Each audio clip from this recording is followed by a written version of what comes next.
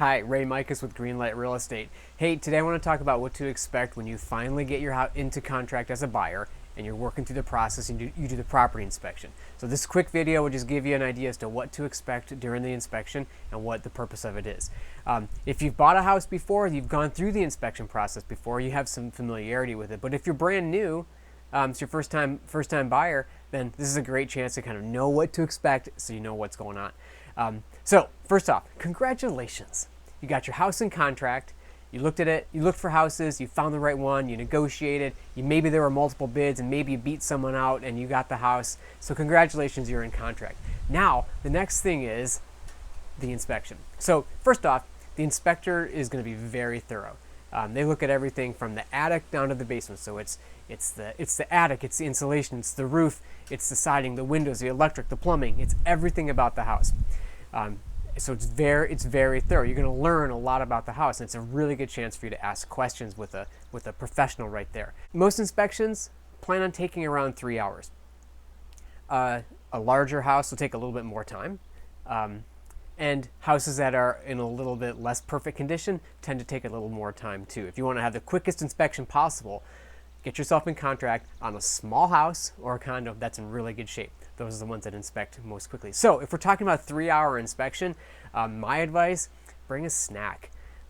You can get hungry and start to get cranky after 2 hours or so looking in a house. Also, a lot of the inspection happens either in the basement or around the outside of the property. So I always think it's a good idea to make sure that you dress appropriately for the weather, wear appropriate clothes, also wear appropriate footwear, because you're going to be outside and in the basement. And it never hurts to bring a flashlight.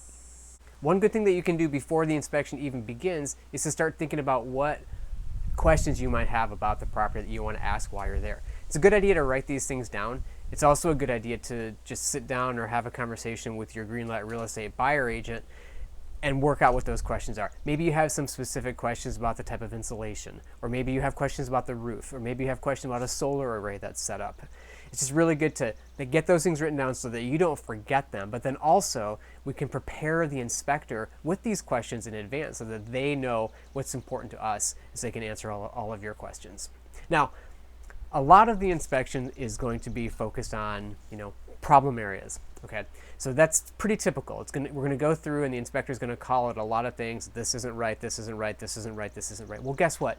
Your house wasn't built today. Your house was built 5 years ago, 10 years ago, 50 years ago, 100 years ago, 200 years ago, and nothing's going to be exactly up to code. That's fine. That's totally expected.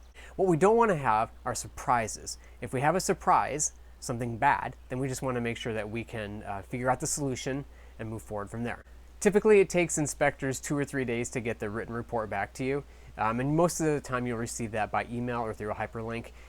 It's a good idea to, if you can, it's a good idea to share that report with your real estate agent so that we can help. We understand, so we know what you're looking at, and so also if we need to negotiate with the seller, we come from a place of knowledge instead of a place of, well, I'm not really sure what that is. So sharing with your real estate, with your Greenlight Real Estate agent is a really good idea. When you read the report, first off, take a deep breath. You're going to get anywhere from dozens to 100 or more photos, and you're going to get the same number of pages in a report. And imagine as you're reading through page after page after page after page that focus on some pretty small, but I guess I'd say sometimes some picky things, but that need to be brought up. So don't freak out as you're reading through these. A lot of what you'll see you've already talked about even before you had the inspector, and almost all of it will be things that the inspector will have brought out in the conversation during the actual inspection. So there shouldn't be too many surprises. So then this is a question we get all the time. What do we do once we get the report? Well, you've really got 3 different ways forward. One is you might see that the report is pretty much showing exactly what you thought you were getting. You knew it wasn't a perfect house, but there's no such thing as a perfect car. There's no perfect job. But you're not surprised by it. You know the boiler's old, but you knew that before, and everything looks like it's running fine. So if everything looks like it's pretty much the way you thought it was, it's okay just to sign off on it and say, yes, we've passed the inspection, let's move forward and buy this house. Sometimes we find items that need to be renegotiated. There may be some surprises that we weren't aware of. Sometimes that happens Electrical items, things that we wouldn't have been able to see during the tour of the house. We wouldn't have been able to pull the panel apart, or in the attic or in the basement. And then also there'd be some level of expertise that the inspector brings, and they may shine a light on some things that we wouldn't have seen. So some of those surprises, it's pretty common for us to go back to the seller and say, hey, you probably didn't even know about this, but here's a problem. Let's either have the seller fix it or knock some money off or give a concession so the buyer can fix it. The third thing you can do is you can say, oh, hell no, I don't want to buy this house. Terminate the contract, get your deposit back. So we don't usually see option 3. We usually see option 1 or option 2. And also remember that there's nothing that is required of the seller to do. There might be some repair items that you really want them to do. There might be some repair items that you think they ought to. There might be some repair items that your lender says that have to be done, but there's nothing that's obligated solely on the seller. So if we get into a property and the handrails aren't high enough, we can ask the seller to repair them or give some money for them, but there's no obligation for them to do that. That may be a requirement that your loan and the appraisal put on you buying the house, and it doesn't apply to the seller. So we can ask for all sorts of concessions, but just remember that all we're doing is asking. We're not requiring the seller to do any of these things. Most of the time, sellers understand that they're going to have to make some concessions after the inspection, and most of the time they're comfortable making small concessions, some electrical work, some small repairs, that sort of thing.